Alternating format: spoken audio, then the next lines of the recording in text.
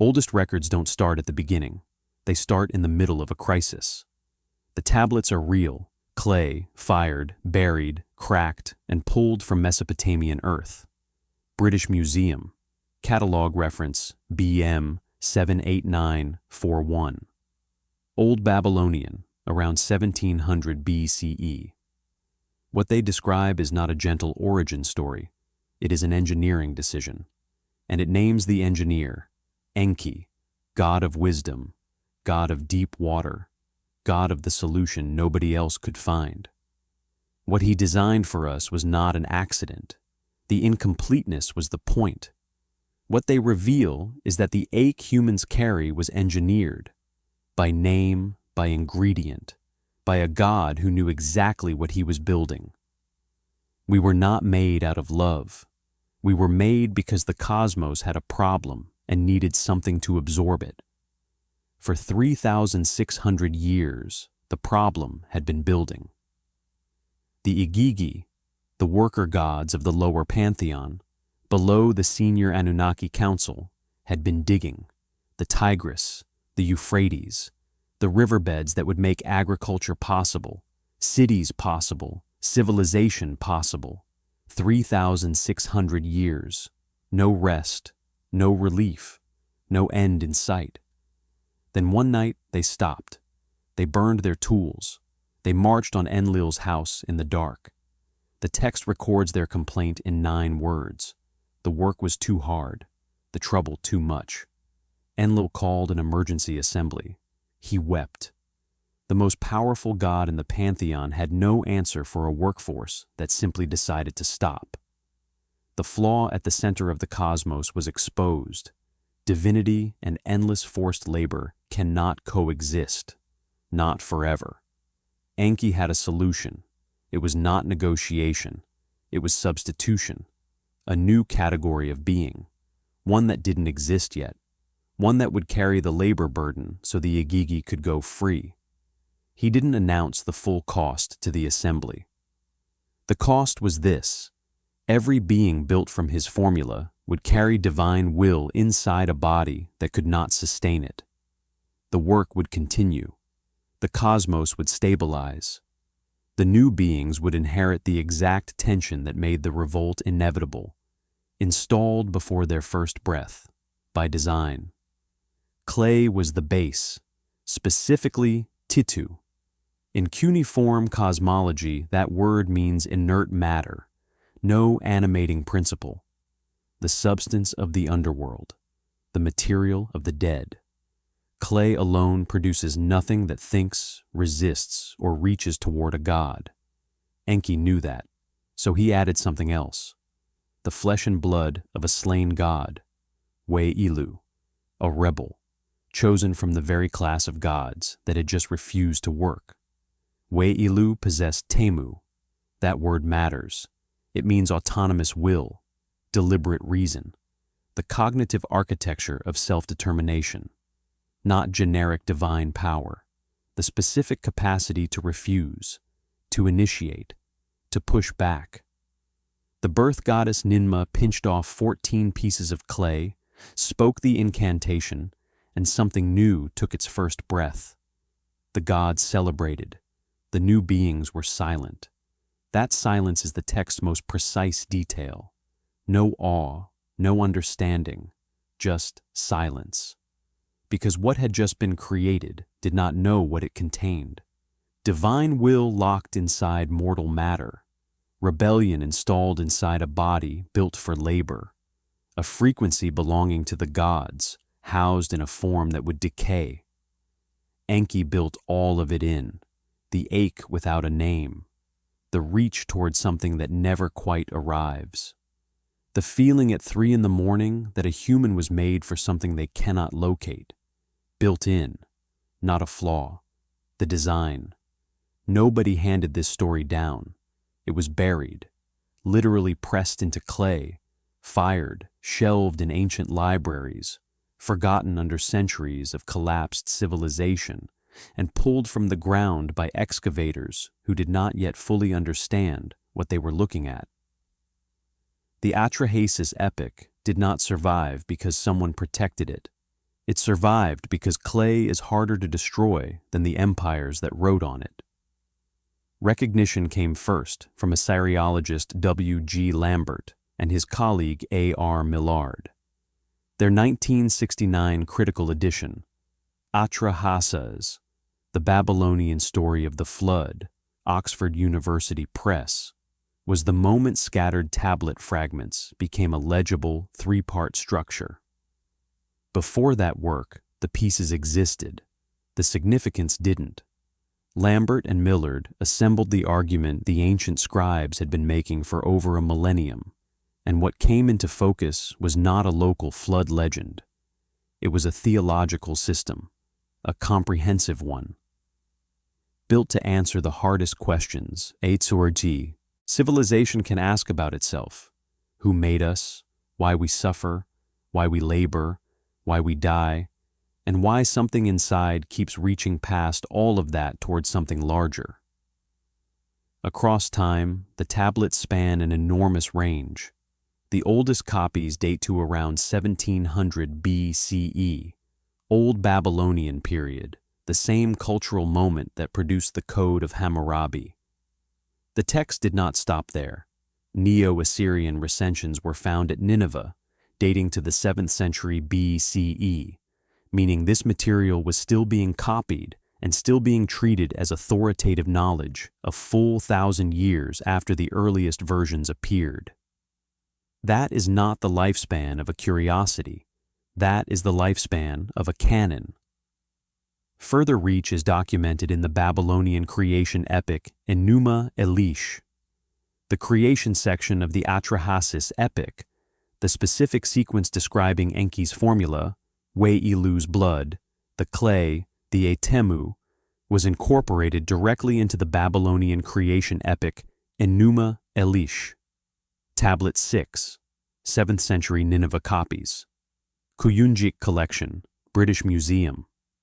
Enuma Elish was recited publicly during the Babylonian New Year festival, the Akitu, a state ritual performed annually before kings and priests in the most important ceremonial context the civilization possessed.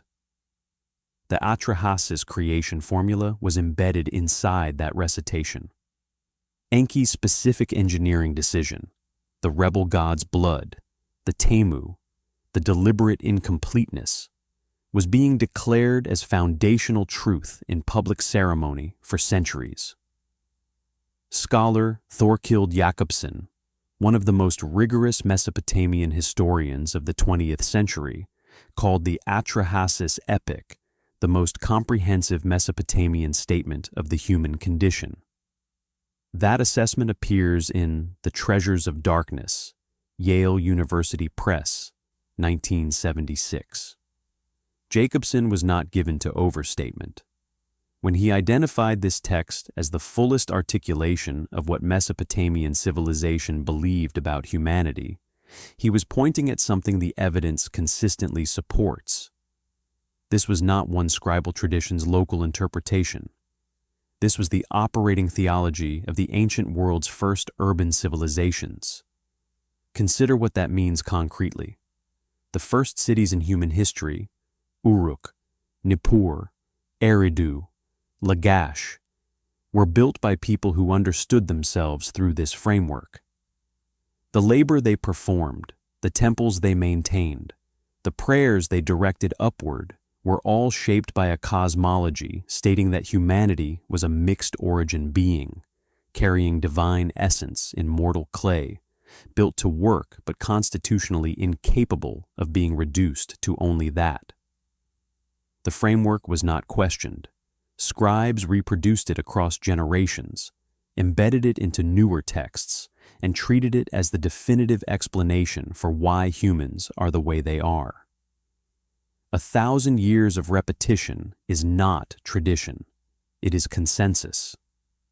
What Lambert and Millard recovered in 1969 was the foundational document of the first civilization's self-understanding, the text those civilizations used to explain the ache Enki built in. The fact that it had to be excavated from the ground, pieced from fragments, and reconstructed by two scholars in Oxford carries its own weight. This is not knowledge that was passed forward carefully through generations. It is knowledge that collapsed with the civilizations that held it, went silent for centuries, and had to be found again by people who were not yet sure what they were finding. That distinction matters. Lost knowledge and suppressed knowledge are not the same thing. This was lost, which means the record is incomplete, not because someone removed it, but because time and rubble did what they always do. What survived is enough. And what it says has not changed since the first scribe pressed it into wet clay 4,000 years ago. The revolt did not come from nowhere. It came from mathematics. 3,600 years of unrelenting physical labor, and the Igigi, the worker gods of the lower pantheon, had simply reached the end of what divinity could absorb. The Atrahasis Epic, Tablet 1, lines 1 through 76, records the buildup with unusual specificity for an ancient text. The Akkadian word used repeatedly for their condition is denushu, hardship, burden, the specific weight of labor that exceeds what the body or spirit was designed to carry.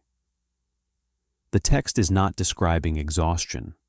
It is describing a structural incompatibility that had been accumulating for millennia. They were the gods assigned to the physical maintenance of the world, digging the riverbeds, moving the earth, doing the work that made the cosmos functional. The senior gods, the Anunnaki, held authority and received worship. The Igigi held shovels.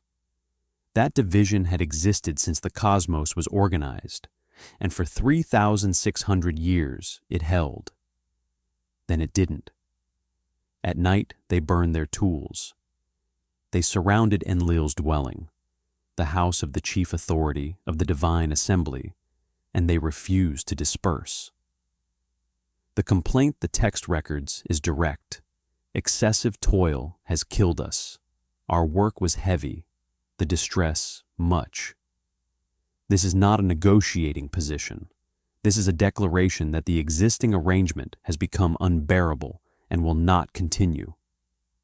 Enlil, confronted with a workforce in open revolt, called an emergency assembly of the Anunnaki. The senior gods gathered, and then, according to the text, Enlil wept. That detail is worth sitting with. The God who commanded the earth and sky, who held authority over the divine order, had no answer. Not a strategic pause, no answer. The structural flaw at the center of the cosmos had been exposed in the most direct way possible. The beings assigned to sustain the world had decided, collectively, that sustaining it was no longer worth the cost. No existing divine category could resolve this. You could not punish your entire labor force into compliance without destroying the workforce. You could not simply redistribute the labor among the Anunnaki without dismantling the hierarchy that made the cosmos function. Every available solution broke something essential. Enki had one that didn't, or appeared not to. Scholar Benjamin Foster of Yale University, writing in Before the Muses, CDL Press, 1993, identifies Enki's role in this moment as explicitly that of a problem solver operating at the edge of divine law. Someone whose solutions are technically within the rules, but whose methods consistently push past what the rules anticipated. Enki's proposal to the assembly was a substitution. Create a new category of being. Transfer the labor burden entirely. Free the Igigi. The cosmos keeps running. The crisis resolves. What Enki understood, and what the text encodes without stating directly, is that the revolt had revealed something permanent about the relationship between divinity and compelled labor.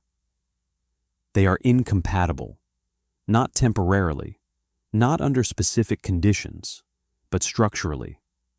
Any being with enough divine essence to sustain itself indefinitely will eventually reach the point the Igigi reached. The only way to build a permanent labor force is to build something that cannot reach that point, or something that reaches it and cannot act on it.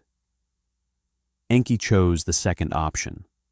He would build a being that contained the impulse the Igigi had just acted on, the temu, the autonomous will, the capacity to refuse, but housed it inside mortal clay that would wear out before the refusal could organize into revolt. The labor problem would be solved. The structural flaw would not be eliminated. It would be transferred, compressed into a shorter lifespan, contained within a body that decays, and embedded in beings who would feel the incompatibility without living long enough to resolve it. That is not a creation story. It is a containment strategy. And every human being who has ever felt the specific exhaustion of laboring inside a life that seems too small for what they carry is living inside Enki's calculation, not as a coincidence, but as the intended outcome of a problem the gods could not solve any other way. The word gets translated as clay, and the modern reader pictures something humble, soft earth, potter's material, the kind of substance that implies modesty in origin, a theological statement about human smallness relative to the divine. That reading is wrong. In cuneiform cosmology, clay, specifically the Akkadian titu, is not a metaphor for lowliness. It is a precise technical category, and understanding what it actually means in the tradition changes what Enki's creation formula is doing at a fundamental level. Titu is the substance of the underworld. It is the material of the dead. In Mesopotamian cosmological geography, the Kur, the underworld, the place beneath, is described in multiple texts as a region of clay and darkness, where the dead exist as diminished, shadows pressing through heavy earth. Clay in this framework is not neutral matter waiting to be shaped. It is matter that has been evacuated of animating principle. It is what remains when the animating force has departed. Assyriologist Stephanie Daly makes this explicit in Myths from Mesopotamia, Oxford University Press, 1989. Clay carries the specific connotation of the underworld substance across the tradition, not merely in isolated texts. This appears consistently. The Sumerian myth Enki and Nineveh, Nippur tablets, around 2000 BCE, held in the University Museum in Philadelphia and the Istanbul Archaeological Museum, uses clay as the base substance for human creation, precisely because it is inert and shapeable, a blank cosmological category that can receive form without resisting it. The text does not choose clay because humans are humble. It chooses clay because clay is the one substance in the cosmological vocabulary that means nothing on its own. That is the point. You cannot create a mixed origin being from two substances that each carry their own animating principle. The mixture would fight itself from the moment of creation. You need one substance that is cosmologically empty, and one substance that carries everything the new being is supposed to become. Clay provides the emptiness. The divine essence provides the everything. What goes into the clay is not decorating neutrality. It is filling a void. The category of being Enki proposes to fill that void is identified in Tablet 1 of Atrahasis by the Sumerian word lulu, the primitive human, the first human, the not yet finished human. Scholar Anne Draftcorn Kilmer of the University of California, Berkeley, writing in her 1972 paper, The Mesopotamian Concept of Overpopulation, Orientalia, Volume 41, identifies Lulu as a being defined specifically by its unfinished transitional status, not primitive in the sense of crude or lesser. transitional in the sense of occupying a cosmological threshold. The Lulu is a being in the process of becoming something without yet being that thing.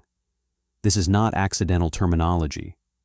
The scribes who wrote this text had a sophisticated cosmological vocabulary and used it with precision, choosing Lulu, the transitional, the unfinished, as the category for humanity was a statement about ontological status.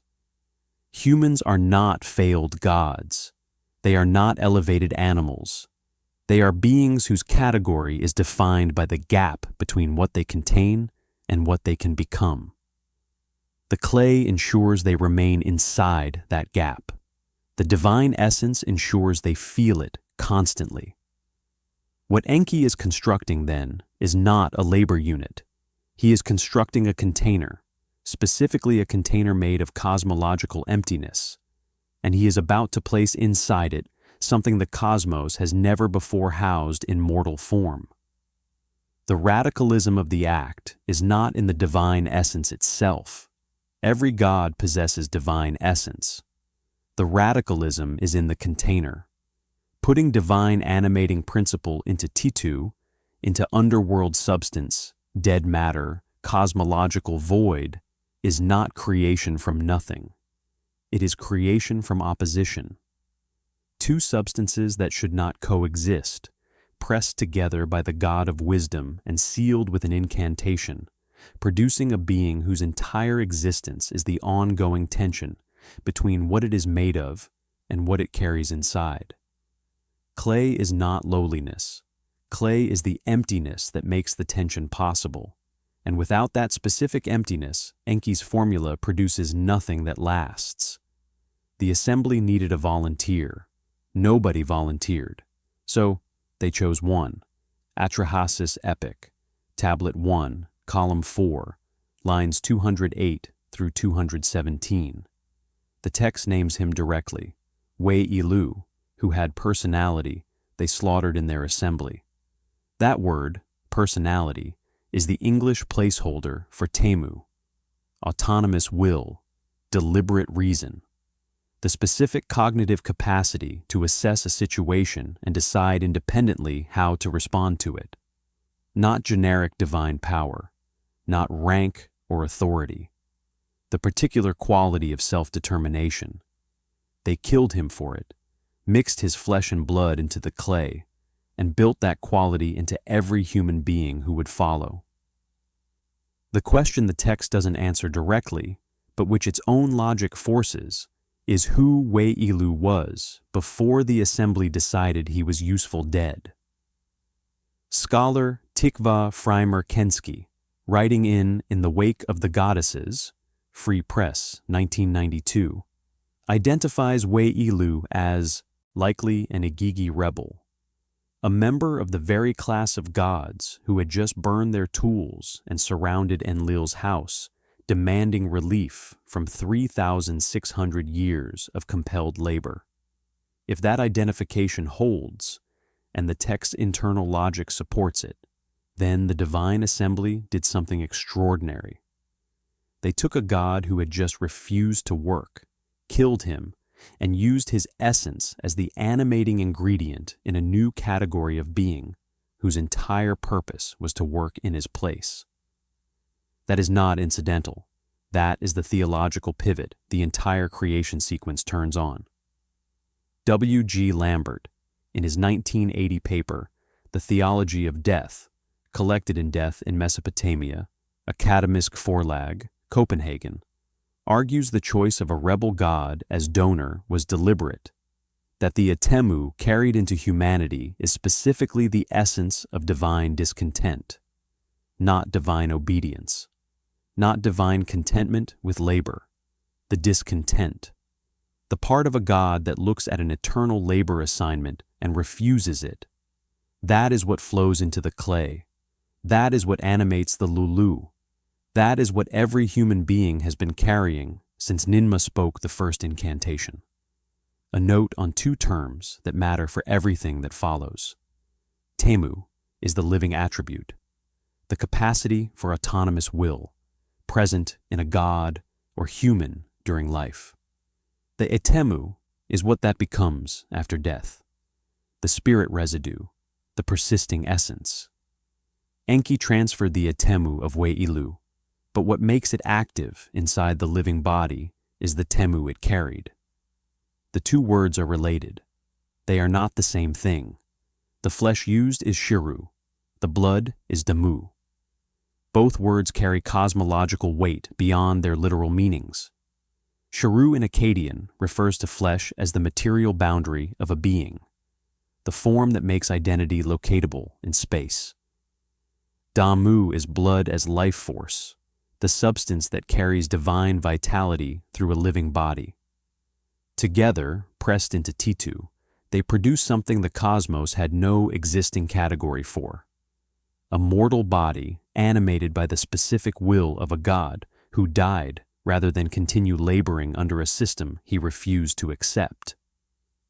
This is not a purification sacrifice. In purification sacrifices, the slain being's negative qualities are removed, burned off, dispersed, neutralized.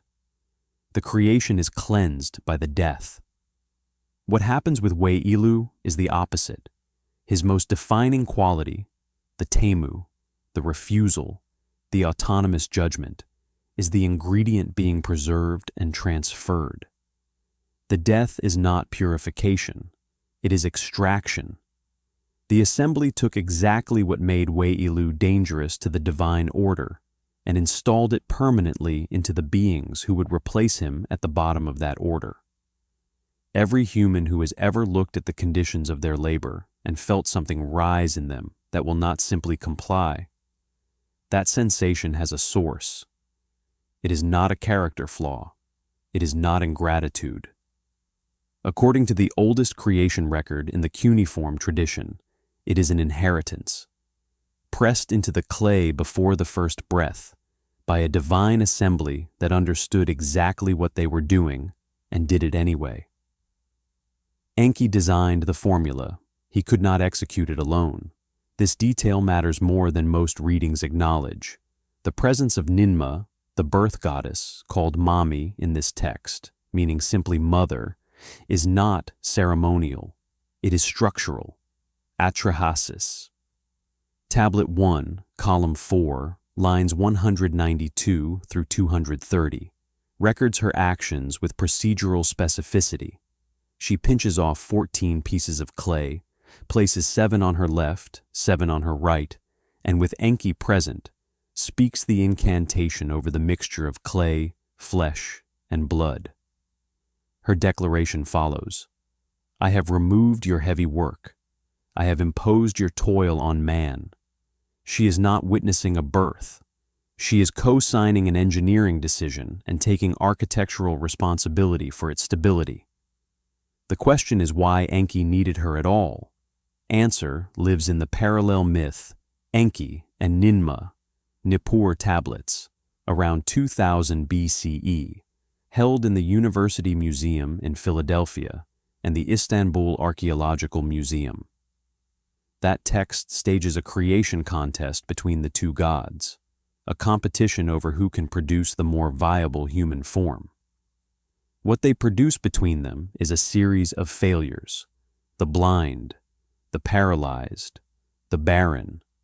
The text is not presenting these as tragic accidents. It is presenting creation as an inherently experimental process with documented failure modes. Even the gods of wisdom and biological generation, working at full capacity, produce outcomes that require correction. The creation of a stable, functional human being is not straightforward. It is the result of iterative problem solving by two divine intelligences who each bring something the other cannot supply alone. Enki brings the formula, the cosmological logic of the mixed origin being, the selection of Titu as the base, the identification of Wei'ilu's temu as the animating ingredient. What he cannot supply is the stabilizing biological architecture that makes the mixture hold across generations. That is Ninma's domain. She is the principle of biological generation. the force that governs how living forms reproduce, differentiate, and maintain coherence over time. Without her presence and her incantation, Enki's formula is a theological concept without a viable container. Scholar Gerald Cooper of Johns Hopkins University, writing in Enki's Member, collected in Dumu Adub-Ba-A, 1989, notes that Ninma's left-right division, 7 on each side, encodes a cosmological balance: 7 male, 7 female. The number 14 is not arbitrary in Mesopotamian numerical theology. It carries connotations of completeness and lunar fullness. But Cooper's deeper observation is that this balance is built on a fundamentally asymmetrical foundation. The beings being balanced are not symmetrical in origin. They are mortal clay housing divine essence. The balance Ninma is engineering is not between equals. It is a structural stabilization of something inherently unstable, imposed through the very principle of biological order. That is the containment problem Enki faced. The Temu of a rebel god inside Titu, dead matter, underworld substance, is not a naturally stable configuration. Left unmediated, the tension between those two components would be catastrophic. Ninma's role is to provide the biological architecture that holds the tension in a form capable of surviving, reproducing, and functioning without destroying itself in the first generation. She is not delivering a baby. She is building the vessel that makes the compromise viable across time. The cosmos had never held this before.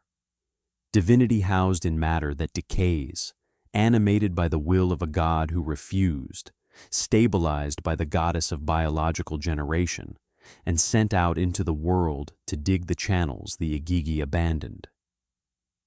Ninma's hands are the last thing that touched the clay before it became human. That is not a minor role.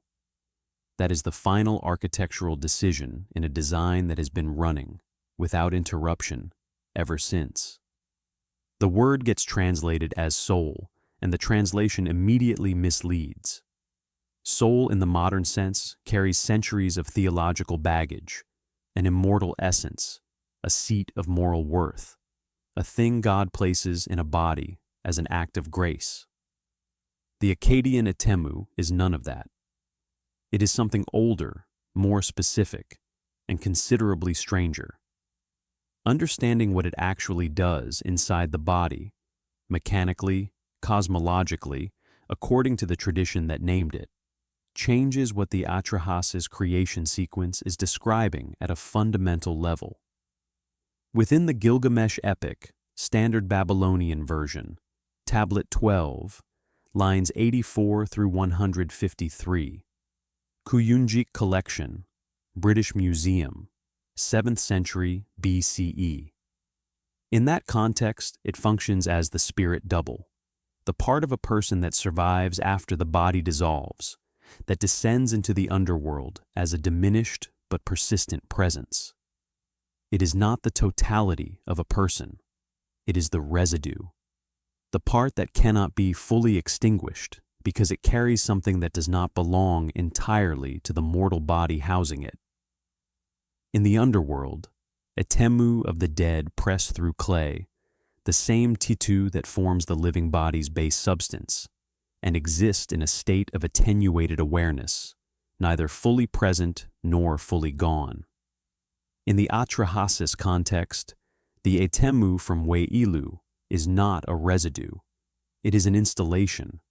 It is placed into the clay form deliberately as the animating principle that makes the Lulu sentient, capable of will, capable of labor, and the detail the text does not emphasize, but which its logic requires, capable of calling to the gods. Scholar Dina Katz of Groningen University, writing in The Image of the Netherworld in the Sumerian Sources, CDL Press, 2003, argues that the Atemu carries the specific ontological weight of divine memory. The being that possesses it remembers, in some encoded form, what it is like to be a god, not consciously, not as retrievable information, as a frequency, a register of experience that the divine recognizes as its own when it encounters it. And when the mortal body finally dissolves, when the Titu returns to the core it came from, the Atemu does not dissolve with it. It persists. The Gilgamesh Epic records it pressing through underworld clay, diminished but continuous. The mortality clause governs the body. It does not govern what Enki installed inside it. This is the mechanism that makes human prayer functional within the theological framework of the tradition.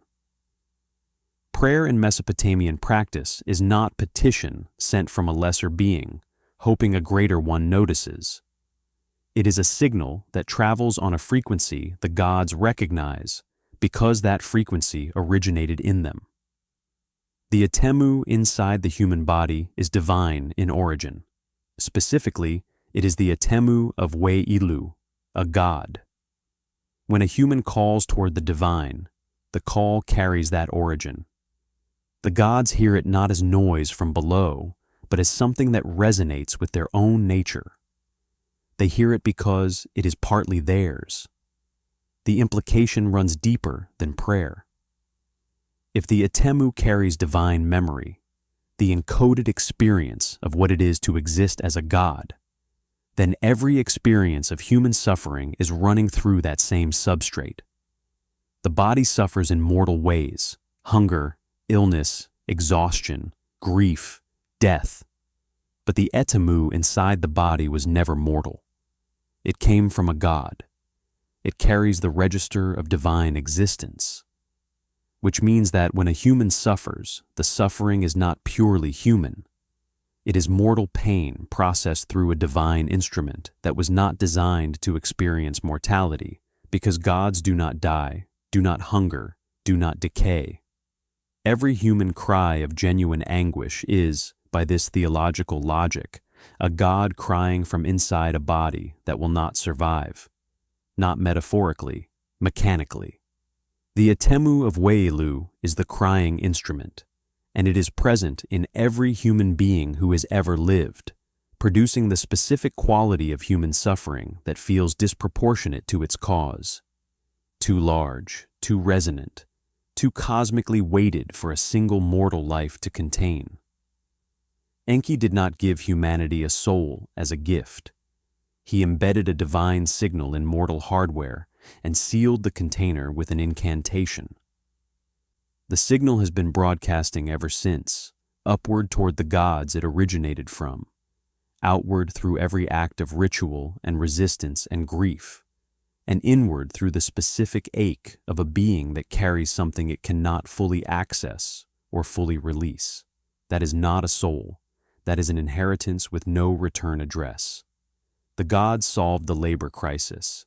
Then the solution became the next crisis. Atrahasis, Tablet 2, Column 1, lines 1 through 8. The text moves forward in time. Humanity has multiplied. The land has grown wide. The people have grown numerous. And then the text reaches for an image. The land was bellowing like a bull, not a metaphor chosen for its poetry, a precise cosmological description of what was happening to the fabric of the divine order. The god was disturbed by the uproar. Enlil heard the noise. The Akkadian word is rigmu, and rigmu is not a simple word. In everyday Akkadian usage, rigmu means noise, clamor, the sound of a crowd. In ritual contexts, in temple hymns, in liturgical texts, in the formal vocabulary of divine address, rigmu means the invocation call, the specific sound a worshiper makes when calling to a god, not background noise, a signal. Jeffrey Tigay of the University of Pennsylvania, writing in The Evolution of the Gilgamesh Epic, University of Pennsylvania Press, 1982, notes that the same word appears in temple hymns for the sound of proper ritual address to the gods. The scribes who wrote the Atrahasis Epic used a word that carried both meanings simultaneously, and that double meaning is not accidental. Enlil's specific role matters here. He is the god of command, the divine principle of order, authority, and hierarchical structure. A continuous signal from below, carrying divine frequency, was not just noise to him. It was a direct challenge to the architecture of the cosmos he was assigned to maintain. What Enlil is hearing is not simply the noise of a large population going about its business. He is hearing the atemu of Wei'ilu, multiplied across an entire species, broadcasting continuously on the divine frequency that Enki installed in the original creation formula. Every human act of prayer, every ritual invocation, every cry of suffering, processed through the divine instrument inside the mortal body, all of it is rigmu. All of it is hitting the divine order like a sustained, unrelenting signal that the gods cannot tune out because it resonates with their own nature. Enlil's response to this is instructive. He does not simply find the noise irritating, he escalates. The flood narrative that dominates tablets 2 and 3 is his attempt to silence it permanently, to eliminate the source of the frequency by eliminating the beings generating it. Plague first, then drought, then the flood. Each escalation is an attempt to reduce the rigmu to a manageable level, and each one fails because Enki intervenes to protect his creation. The pattern itself is revealing. Enlil keeps trying to destroy what Enki built, and Enki keeps finding ways to preserve it. The theological problem embedded in this sequence is one the text raises without resolving. Enlil is not wrong that the noise is disruptive. The cosmos was not designed to accommodate a continuous divine signal originating from mortal beings. The Igigi produced rigmu too, divine beings crying out under compelled labor, and that signal was what triggered the original crisis. Enki's solution transferred the signal into mortal form, which should have contained it. Shorter lifespans, decaying bodies, the mortality clause built into the creation formula.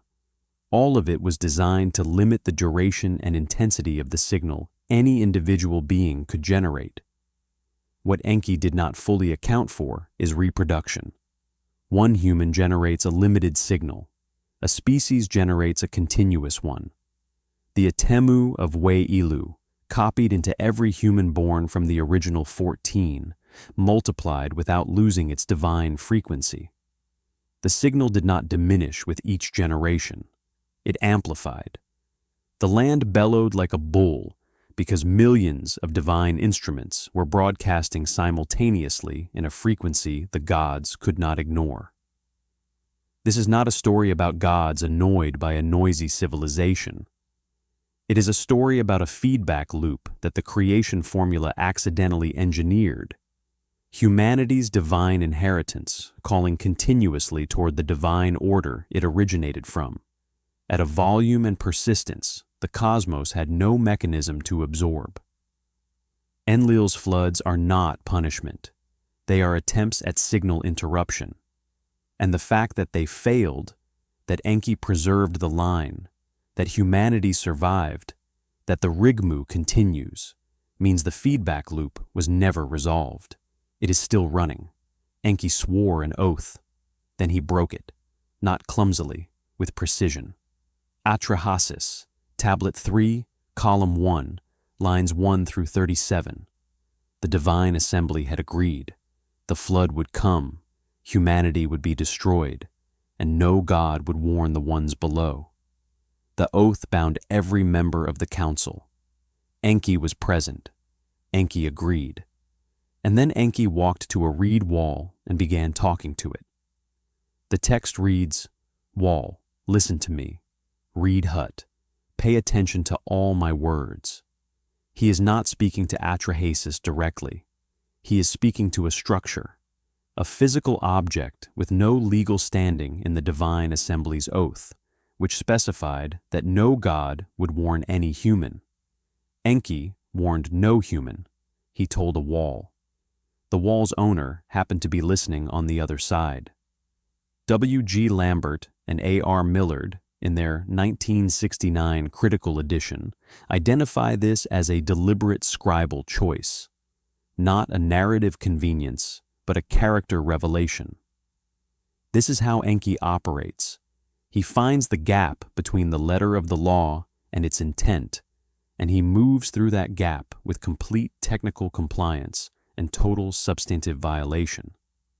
The oath holds, the warning lands, the architecture survives. Significant is the name of the man on the other side of the wall, Atrahasis, meaning exceedingly wise. Not wise in the general sense of accumulated experience or good judgment.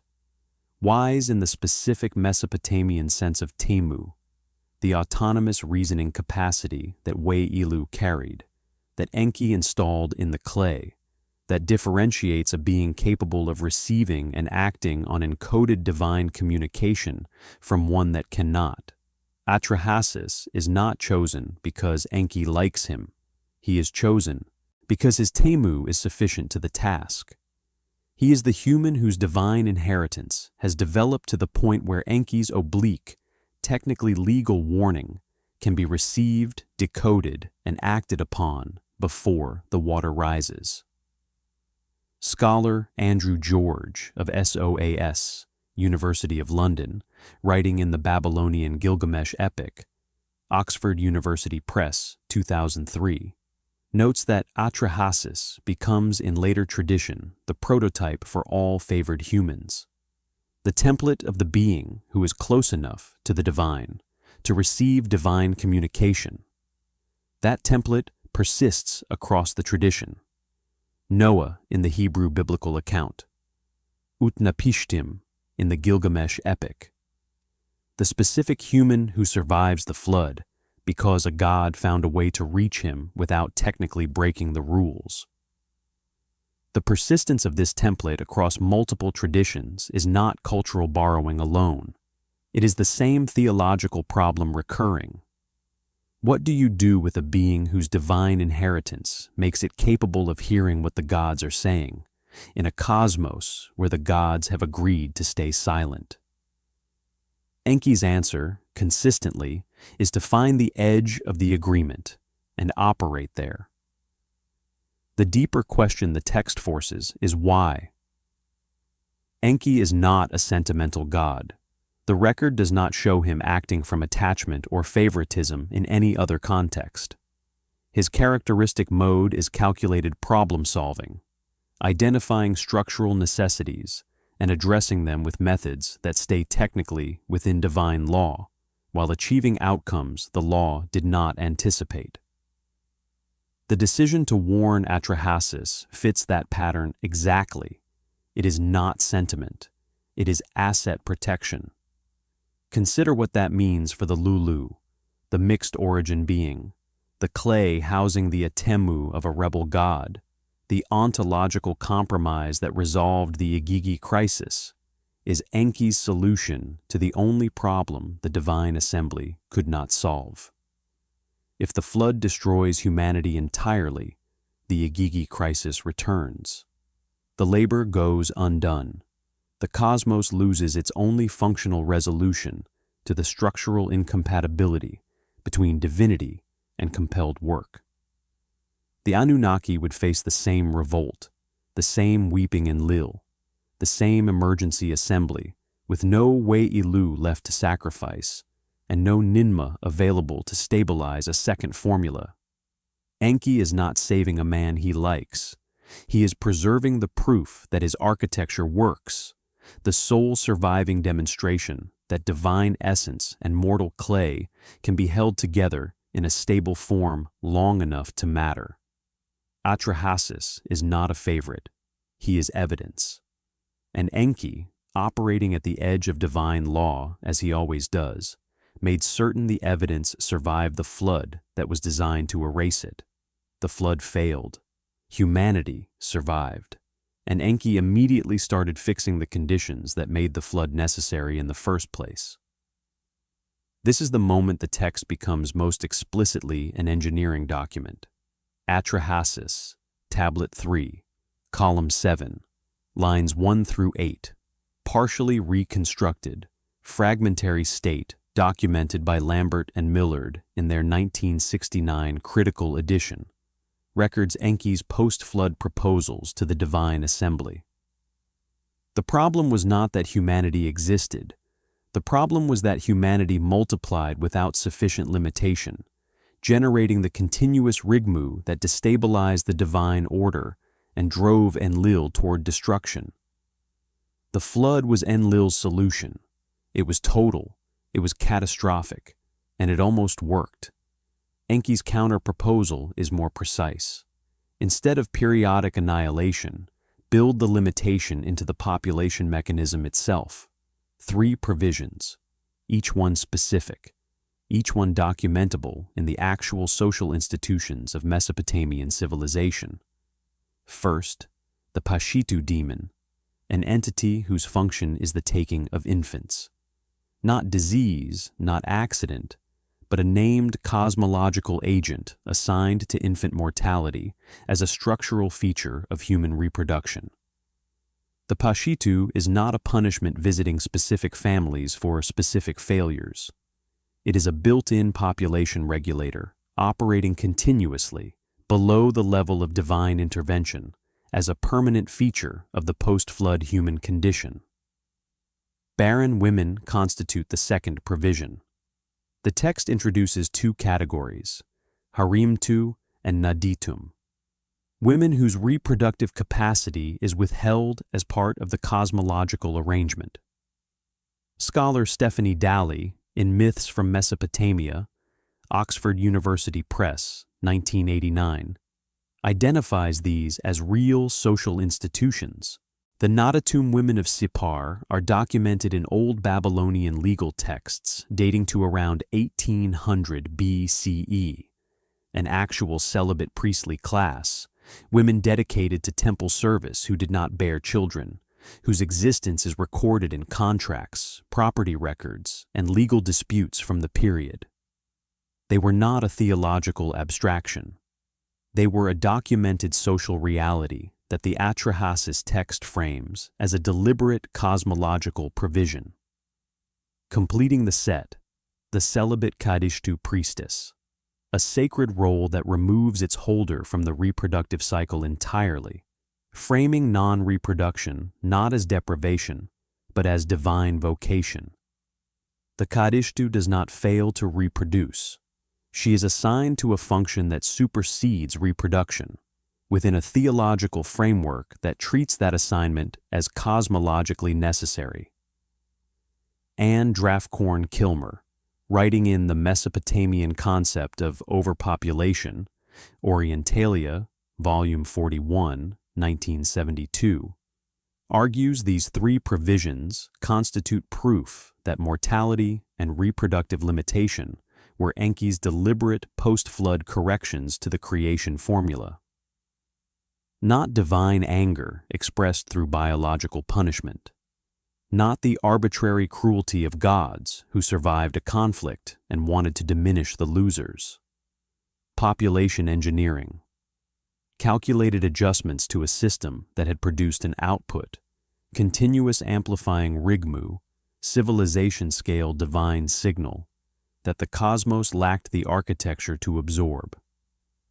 The theological implication is significant and largely unremarked in popular treatments of this text. If death and reproductive limitation are post-flood engineering decisions rather than punishments for surviving the flood, then human mortality is not a consequence of human failure. It is a design feature added by the God who built humanity in the first place, in response to a systems problem that the original design did not fully anticipate. Enki did not punish humanity with death. He revised his own formula to include death as a stabilizing mechanism, because the alternative, unrestricted multiplication of beings carrying the atemu of a rebel god, produced a signal the divine order could not survive indefinitely. Death, in this framework, is the mortality clause in the original contract. It was not in the first draft. The first draft produced the Rigmu problem. Enki rewrote the clause after the flood, added the 3 provisions, and built the limitation into the biological architecture of every human generation that followed. Every human death is, by this theological logic, not a punishment and not an accident. It is a contractual term, inserted by the God of wisdom into his own design, post-crisis, to ensure the divine mortal compromise he built could continue operating without triggering another extinction attempt from the God it was specifically designed to appease. Enki did not give humanity death. He gave humanity a lifespan. The distinction is the difference between cruelty and calculation, and the text is unambiguous about which one it is. The Atrahasis formula did not arrive fully formed. It was the outcome of a process, and that process had failures.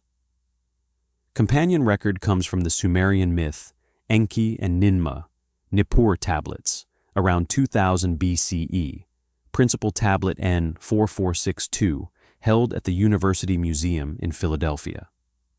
Thorkild Jacobson's translation appears in The Harps That Once, Yale University Press, 1987. This text does not describe the creation of humanity as a single, confident divine act. It stages creation as a contest, competitive, iterative, and producing outcomes that neither God fully controls. What comes out of that contest is not triumphant. It is a documented record of what happens when the creation formula goes wrong. Nineveh moves first. She produces 7 beings: the blind, the paralyzed, the one who cannot hold urine, the barren woman, the being with no functioning hands. Each one is a human form that cannot fulfill the expected human function. Enki's response to each failure is revealing. He does not discard them. He finds a social role. The blind man becomes a musician. The barren woman enters the palace as a weaver. Each defective creation gets assigned a place in the social structure, which tells us something precise about how the tradition understood the creation formula.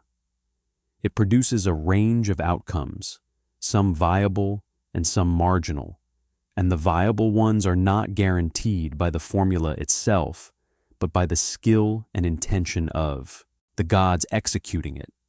Then Enki retaliates. He creates the Umul, an infant so comprehensively broken it cannot eat, cannot speak, cannot stand, cannot sit. It has no functioning capacity of any kind. Nineveh examines it and finds no social role to assign. The Umul defeats her. The text point is not that Enki wins the contest.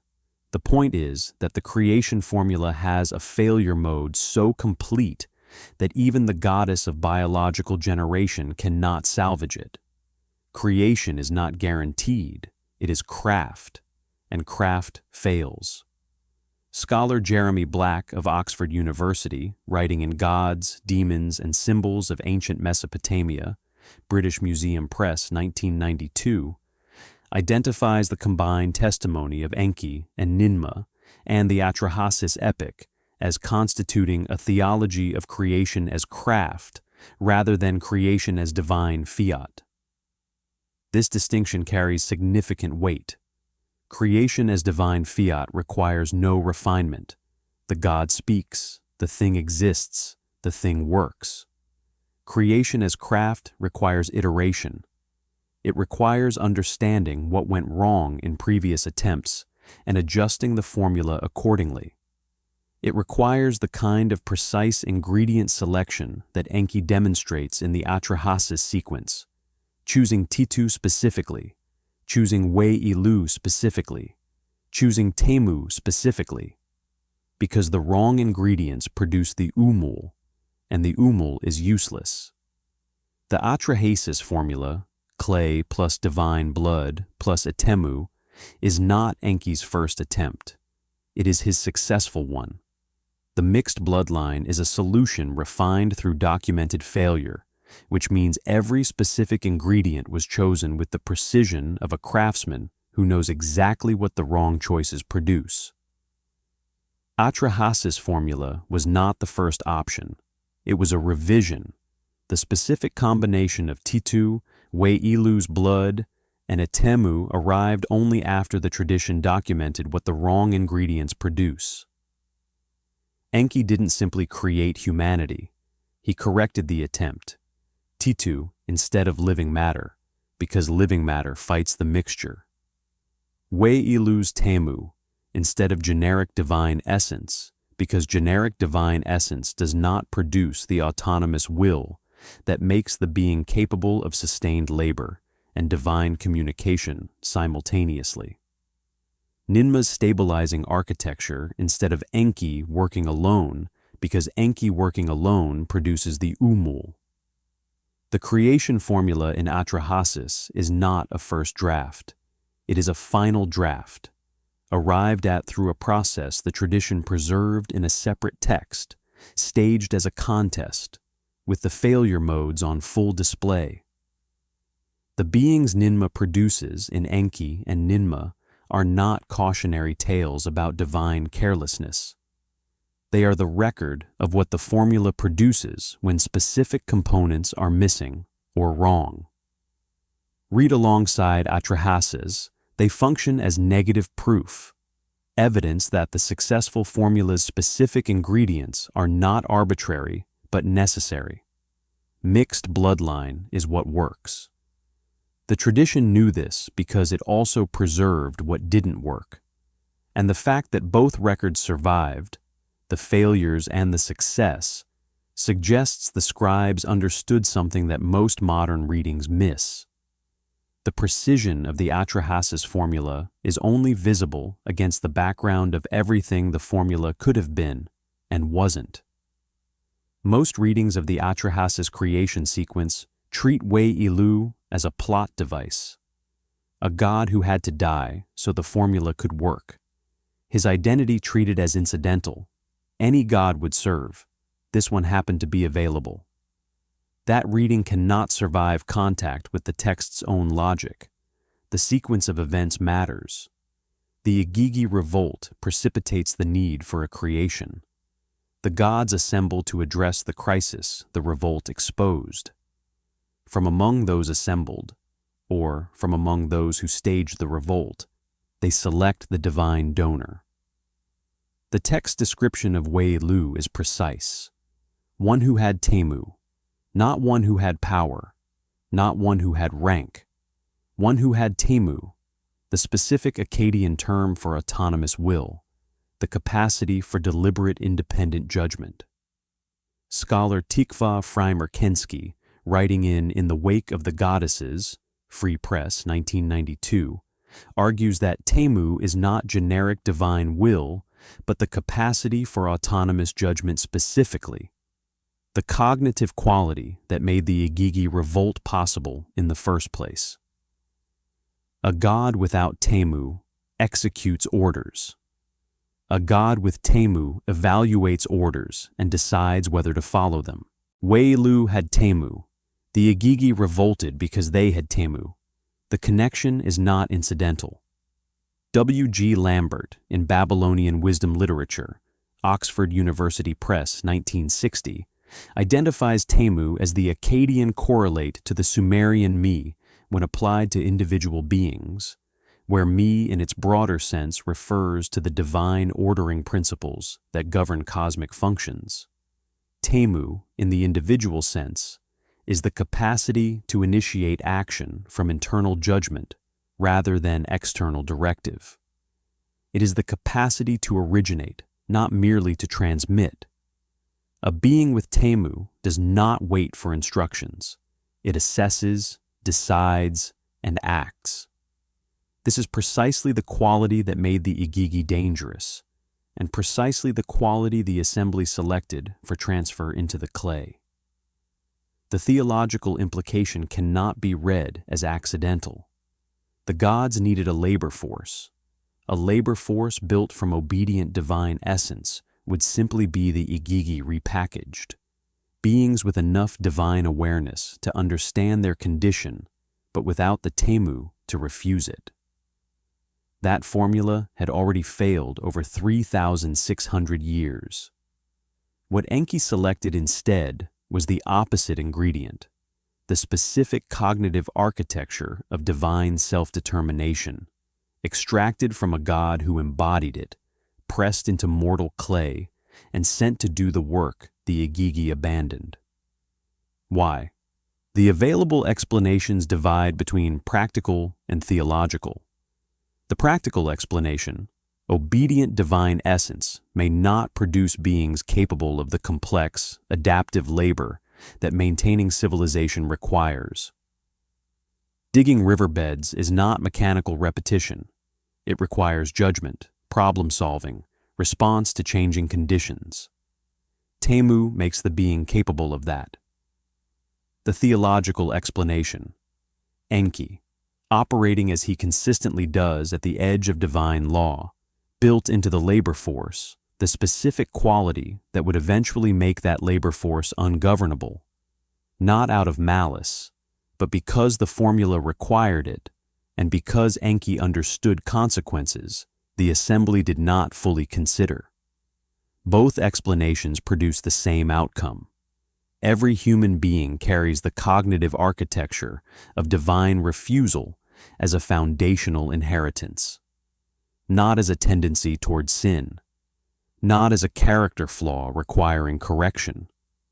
As the specific ingredient that makes humanity functional, the Temu of a rebel god, chosen deliberately, installed permanently, running continuously beneath every act of human compliance and every act of human resistance. Human resistance to authority is not a moral failing the tradition needs to explain away. According to the oldest creation record in the cuneiform tradition, it is a cosmological inheritance, baked into the clay at the moment of first firing by the god of wisdom, using the most precise ingredient available. The recipe required a rebel. Enki knew it. The assembly agreed to it. And every human who has ever pushed back against a system that demanded too much is, in that moment, doing exactly what the formula was designed to produce. The rebel ingredient, the unstable clay, the birth goddess's containment structure. These are Mesopotamian answers to a Mesopotamian problem. But the problem itself refused to stay Mesopotamian. The Mesopotamian tradition did not invent this problem. It was the first to document a solution.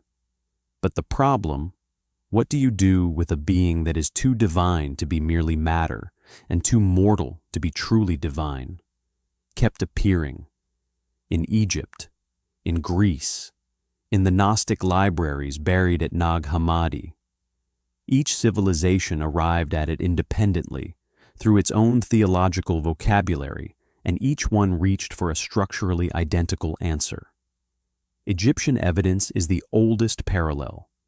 The Memphite theology, preserved on the Shabaka stone, 710 BCE, British Museum Catalogue EA 498, describes the god Ptah creating through the heart and tongue, divine logos, the animating principle of divine intellect and divine speech, entering material form and producing beings who carry that principle inside mortal bodies.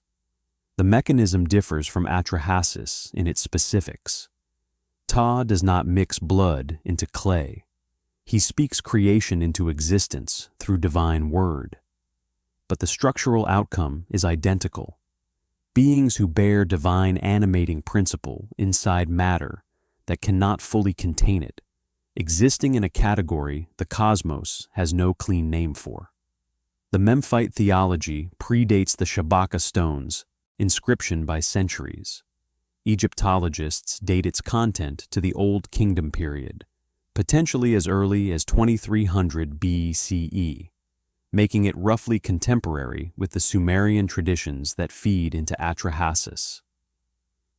two civilizations separated by geography and theological vocabulary, documenting the same ontological configuration. Greece arrives later, but with unusual precision. Hesiod's works in days, around 700 BCE, lines 109 through 201, describes 5 ages of humanity: golden, silver, bronze, heroic, iron, each one representing a different ratio of divine to mortal qualities. The golden race, created by the Olympians, exists closest to the divine, free from labor, free from suffering, close enough to the gods that the boundary between categories is permeable. Each subsequent age moves further from that origin, more mortal, more burdened, more subject to the specific suffering that comes from carrying divine awareness inside increasingly mortal conditions. By the Iron Age, Hesiod's own age, the age his audience inhabits, the divine inheritance has thinned to the point of near invisibility, but it has not disappeared. It persists as the specific human experience of knowing that existence should be better than it is. The structure of Hesiod's account is not the Atrahasis formula repeated. It is the Atrahasis problem restated. Beings of mixed origin, progressively losing their divine component, retaining enough of it to feel the loss. Most structurally precise is the Gnostic parallel. The Nag Hammadi text on the origin of the world, Codex II, 5, Coptic, 4th century CE, describes the demiurge, the craftsman god, the lower divine architect, creating Adam from earth. The creation is technically successful, but spiritually inert. Then Sophia's breath enters the form involuntarily. The higher divine principle descending into the material creation without the demiurge's intention or control. The result is a being whose divine content exceeds what the demiurge designed, housed in matter the demiurge constructed, existing in a state of tension between its material origin and its inadvertent divine inheritance. The echo of the Atrahasis structure is not approximate. It is exact, inert matter, divine essence introduced as a specific act separate from the basic creation, a resulting being of irresolvable mixed status whose divine component was not part of the original plan. Scholar Ioan Culiano, writing in The Tree of Gnosis, Harper San Francisco, 1992, notes the structural identity across these traditions without proposing direct borrowing as the explanation.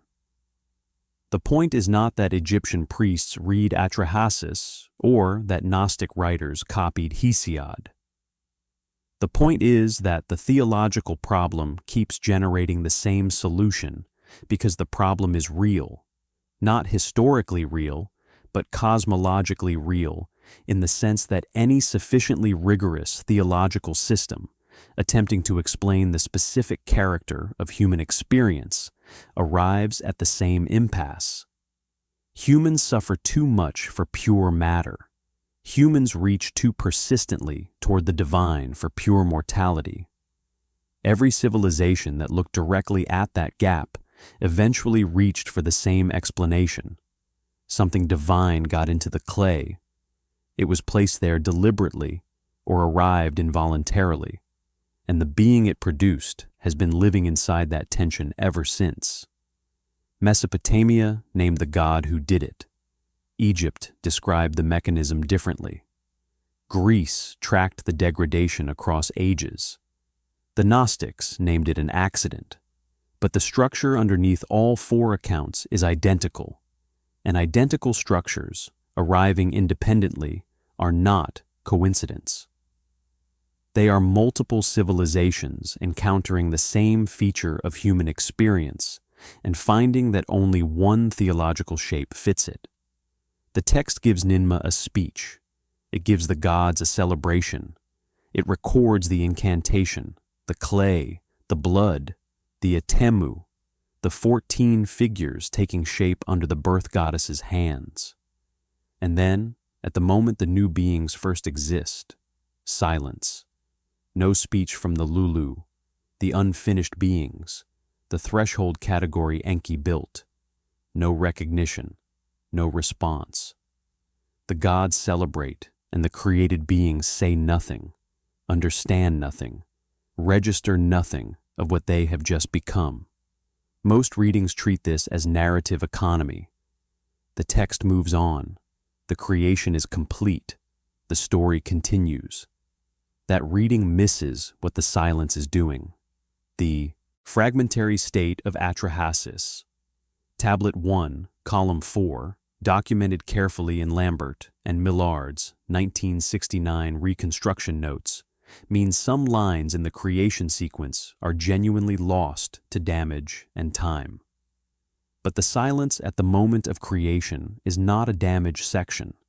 It is a preserved one. The text has Nineveh speak. It records her declaration. I have removed your heavy work. I have imposed your toil on man. It records the god's response.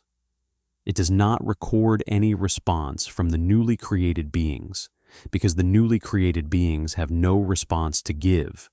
They do not know what has happened to them. They do not know what they contain. This is not an oversight. It is a theological position. The Sumerian text, The Debate Between Sheep and Grain, Nippur, around 2000 BCE, ETCSL, text 5.3.2, records a creation sequence in which newly made beings explicitly do not know how to perform the tasks for which they were created. They cannot eat grain. They do not know how to dress themselves. They are functionally complete but experientially empty, present in the world without understanding their place in it. The gods correct this through teaching. The ignorance is a starting condition, not a permanent state. But the starting condition matters. The tradition returns to it repeatedly because it is making a specific theological point. Created beings do not arrive with knowledge of their own nature. That knowledge has to be discovered, taught, or never reached at all. Scholar Thorkild Jacobsen, writing in The Intellectual Adventure of Ancient Man, University of Chicago Press, 1946, identifies this gap, the created being's ignorance of its own nature, as a recurring structural feature of Mesopotamian anthropogony. Jacobsen argues it was theologically intentional. The Lulu does not know what it carries. The Atemu of Weilu is present inside the clay form from the first moment of existence, generating the divine frequency, carrying the encoded memory of what it is to be a god, running the rebel's Temu through every act of will the new being performs. And the new being has no access to any of that. It labors, it breathes, it multiplies, it does not know why it aches. The theological question the text leaves open, deliberately, structurally, as a doctrinal position rather than a narrative gap, is whether the Etemu inside humanity knows it is there. The body does not know. The conscious mind of the Lulu does not know. But the Etemu is not the body and not the conscious mind. It is the divine residue of a god installed in clay, generating a frequency that travels upward toward the divine order, even when the being generating it has no awareness of the transmission. Does the Etemu know? The text does not answer. It cannot answer, because answering would collapse the tension the creation sequence is built to sustain. If the Etemu knows and communicates that knowledge upward through the body, humans would have direct access to their divine origin. If the Etemu does not know, the entire framework of human divine communication, prayer, ritual, the rigmu that disturbs the gods, loses its mechanism. The text holds both possibilities open by refusing to address either one. That refusal is the answer. Enki built the Etemu into the clay without telling the clay what it contained. The silence in the tablet at the moment of creation is the textual record of that decision. The God of wisdom installing a divine signal in mortal hardware and walking away without leaving instructions. Every human act of reaching toward the divine is the clay discovering, one gesture at a time, what it was made of. The tablets do not say whether that discovery ever completes. The silence holds. If labor was the only goal, the creation formula should look completely different. It doesn't, and that gap is where the consensus breaks. The dominant scholarly reading explains why humans were created. It cannot explain how, and the how is where everything the title promises actually lives. Leo Oppenheim, writing in Ancient Mesopotamia, Portrait of a Dead Civilization, University of Chicago Press, 1964, revised 1977, represents the dominant position most forcefully. His argument is structural. Mesopotamian mythology is fundamentally administrative in nature. Gods are city patrons. Temples are divine households. Myths are theological ratifications of institutional arrangements already in place. The Atrahasis creation sequence is the theological charter for human labor. A narrative explaining why humans serving temples and maintaining irrigation infrastructure is not merely conventional, but cosmologically ordained. Humans work because they were made to work. The myth ratifies the institution. The institution reflects the myth. Thorkild Jacobson, in Toward the Image of Tammuz, Harvard University Press, 1970, partially supports this when he describes the creation of humans to perform temple labor as the practical resolution of the Igigi crisis.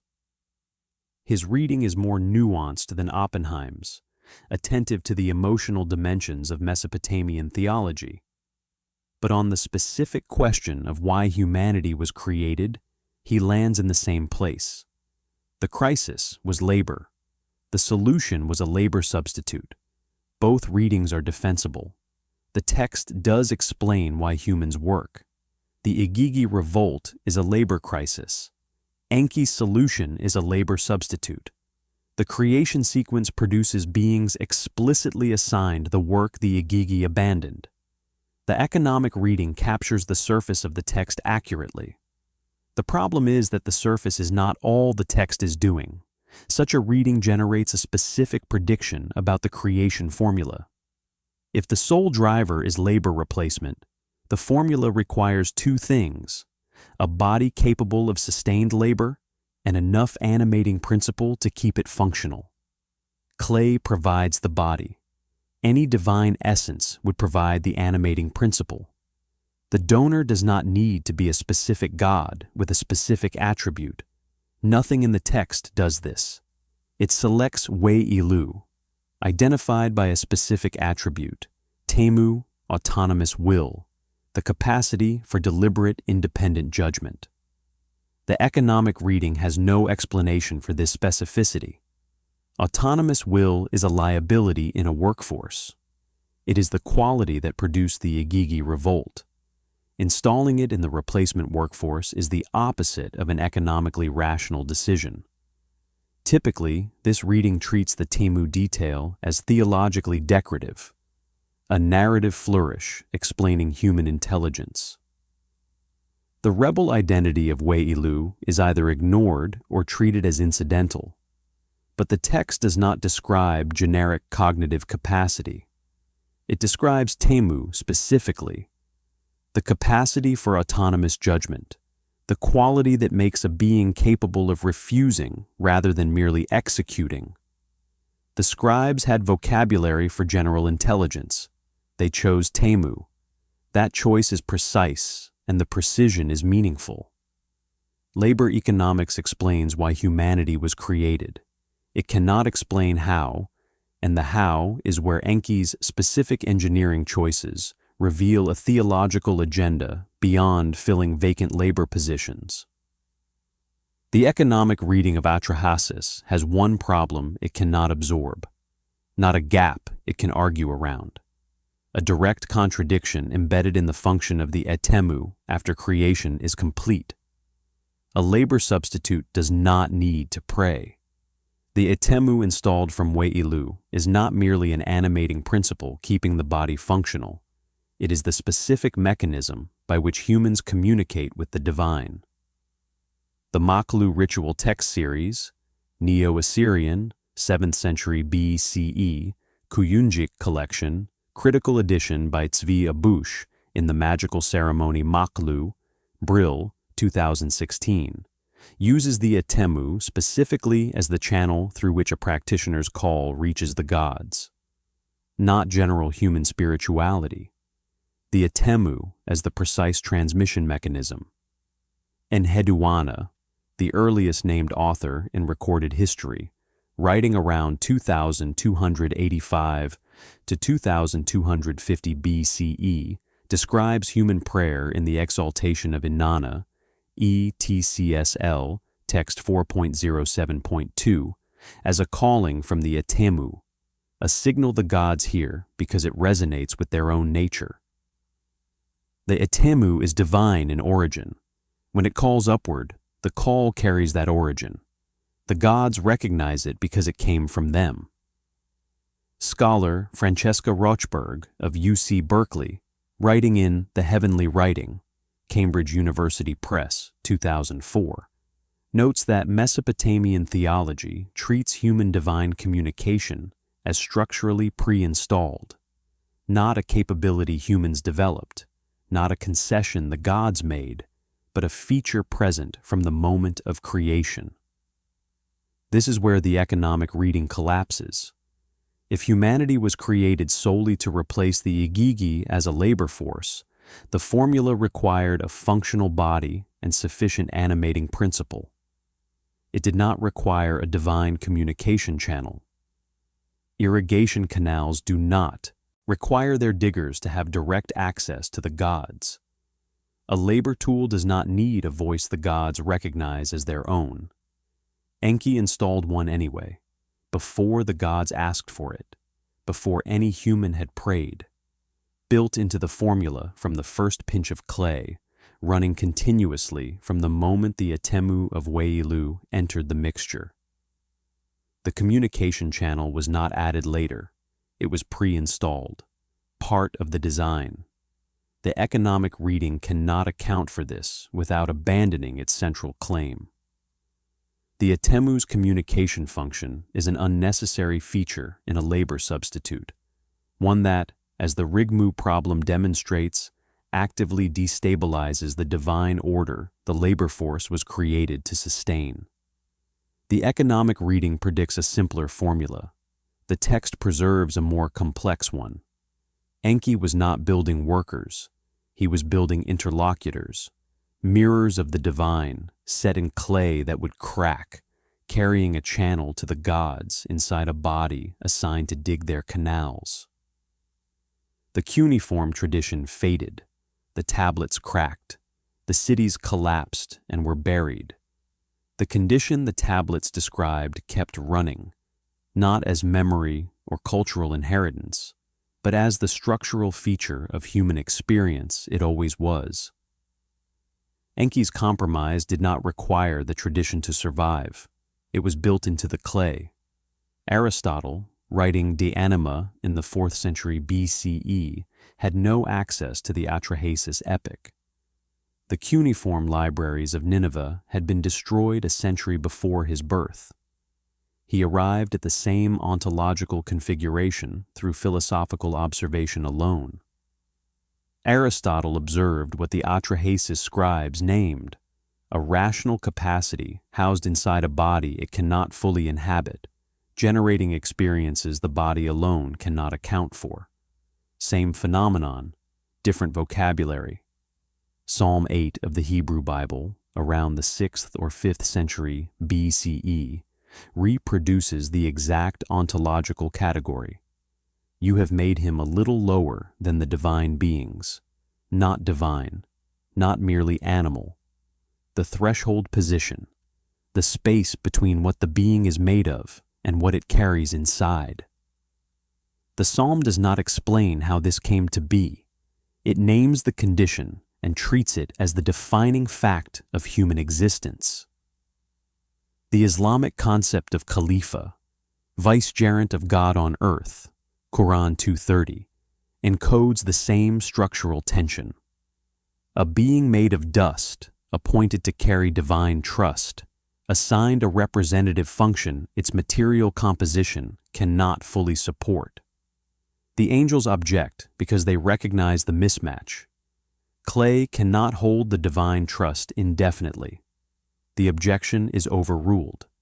The being of dust carries it anyway. The Atrahasis formula in Quranic cosmology, without a single cuneiform tablet in the transmission chain. Cognitive scientist Pascal Boyer, in Religion Explained, Basic Books, 2001, identifies the agent with full access to strategic information, the divine being humans intuitively model, as the cognitive template driving all religious behavior across all cultures. The intuition is structurally present before teaching begins. It activates automatically across cultures that have never contacted each other. The Atrahasis framework explains why. If the Atemu carries encoded divine memory, installed in mortal clay before the first human drew breath, then Boyer's universal religious intuition is not a cognitive accident. It is the Atemu generating its signal. The being carrying partial divine access will inevitably intuit an agent with full divine access, because the partial access is oriented toward the complete version it originated from. Political resistance carries the same residue. Every organized human refusal of a system demanding too much is the Temu of Wei-Ilu running its original program. The cognitive architecture of divine refusal installed by the God of wisdom, producing in every generation the capacity to look at an arrangement and decide it will not continue. Every labor movement in recorded history, every organized refusal of compelled service, is the Temu of Wei-Ilu still executing its original instruction. It does not thin across generations or dilute through cultural distance. The Temu does not negotiate with time. The ancient scribes who recorded the revolt of the Igigi and the specific ingredient Enki drew from it were not writing history. They were writing a description of what they could already observe around them. Beings who labor and resist, pray and doubt, reach upward and fall short, generation after generation, without the reaching ever stopping. The Enkian compromise is the operating description of human experience, still running, still broadcasting the frequency upward, inside clay that is still warm. Come back to the tablet, not the argument, the physical object. British Museum, catalog reference, BM 78941. Old Babylonian, around 1700 BCE. Cracked, partially burned, fire damage from ancient destruction. Incompletely joined, the surviving pieces do not form a complete surface. The tablet holding the Atrahasis creation sequence is itself a broken object carrying its content in fragmentary form. Atrahasis, Tablet 1, Column 4, lines 230 through 240. After the first 14 humans are created, Nineveh celebrates. The gods celebrate. The text records their satisfaction, their relief. And then, at the center of the celebration, the Lulu, the unfinished beings, clay forms animated by the Atemu of a slain rebel god, the threshold category that had no name before Enki created the need for one, say nothing. They are present. They are functional. They do not speak. The last clear line before a significant break reads, "The womb goddess created destiny." The Akkadian word is Shimtu, that which is assigned, that which is fixed, the portion allotted at the moment of creation. In legal contexts, shumtu means inheritance, the thing that passes from one generation to the next through the fact of descent, not through choice. The womb goddess created the inheritance, a fixed condition assigned at first breath, passing unchanged through every generation that follows. W.G. Lambert, near the end of his career, wrote in Babylonian Creation Myths, Eisenbrauns, 2013, posthumous, that the ancient scribes understood something scholars are still learning to receive, that the most important cosmological statements end in silence. Lambert spent decades with these tablets. He assembled them from fragments, reconstructed damaged lines, argued their meaning across half a century of scholarship. At the end of that engagement, what he identified as the text's most significant feature was not an argument. It was a silence. The silence at the moment of creation. The lulu that does not speak. The atemu installed without instructions. The shamtu assigned without explanation. The tablet cracked before the lines that might have answered what the text raises. All of it preserved in a physical object that is itself broken, carrying its content in damaged form. A material thing holding something that exceeds what its material form can fully contain. Consider what that physical fact means. The scribes who copied this text across 1,000 years, Old Babylonian copyists in 1700 BCE, Neo-Assyrian scribes in Nineveh 6 centuries later, were not copying a curiosity.